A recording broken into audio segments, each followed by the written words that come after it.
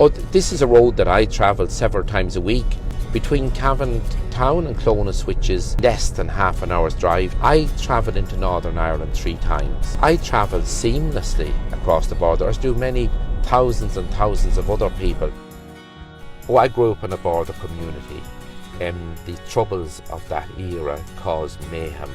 Well, thankfully today there are 2 different jurisdictions, but there's a seamless border. That has come about as a result of the Good Friday Agreement, and I'm very glad of the huge role that our party played in bringing that about. Brexit, if there's a return of a border in any shape or form, it will be devastating for these communities. Look, we're coming up to the border now. You don't notice it. We cross it seamlessly, thankfully. I know the concerns of the border communities. I know what issues to pursue in the European Parliament. These are the most important European Parliament elections. Europe faces particular challenges. Our country faces particular challenges.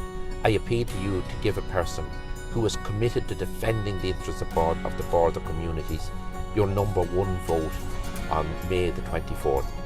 And if I am successful, I will be representing you in the European Parliament for 5 years, a full term.